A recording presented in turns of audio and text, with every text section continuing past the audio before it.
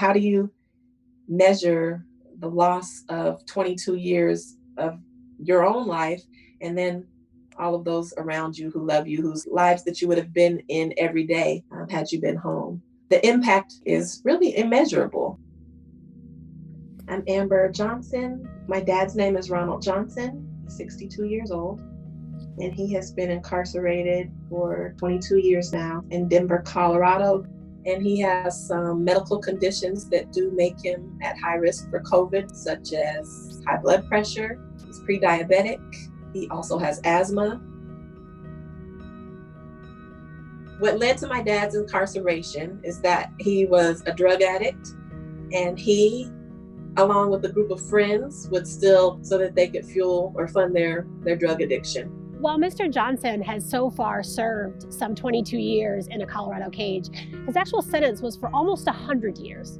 So almost a century is what he was sentenced to for crimes that were nonviolent. It's horrifying to have my dad incarcerated during this pandemic. The fact that he does not have the ability to really keep himself protected from that type of contact in those types of circumstances is horrible. And to know that folks with pre-existing conditions are at highest risk for this disease makes it that much more disturbing. My name is Ronald Johnson. This COVID-19, I've never seen anything like it. You don't know what's going to happen. It's just changed everything for me. And the new norm is, it's difficult to even speak with. To have a family member who is serving an unfair and harsh sentence that really does not fit the offense is traumatizing. And I live with the reality that I could potentially see my dad die in prison. I live with that every day. I do be afraid, not just for me, but someone that's in the same situation as I'm in.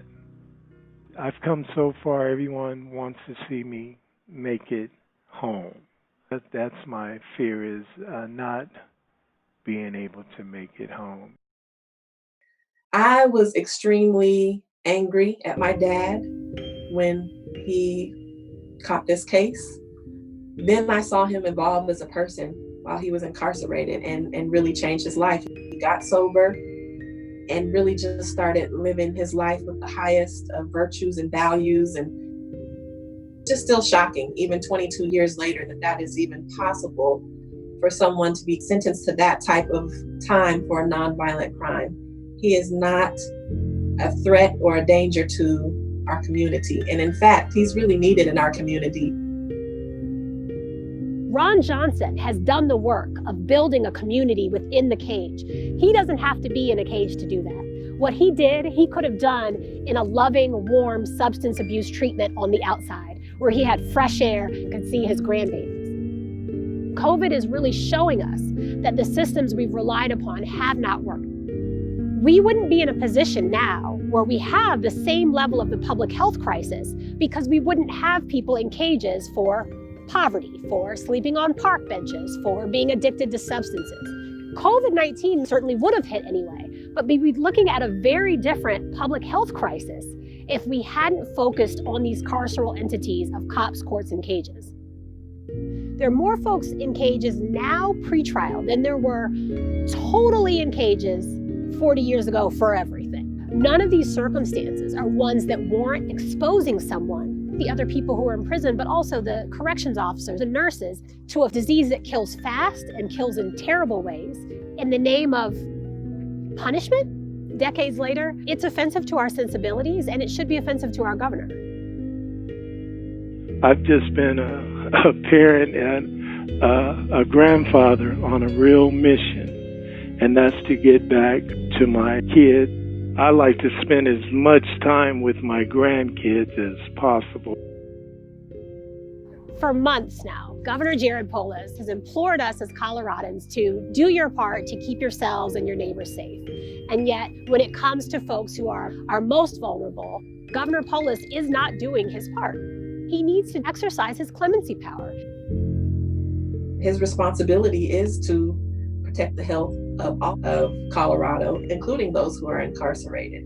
There are so many inmates who are not a threat to society, who are unnecessarily incarcerated. To have him come home, it would mean so much to myself, my children, his family, his loved ones, and his friends, because he's got a lot to offer the community. He has a lot to offer his family. He's a very smart man. He's a very compassionate and loving man.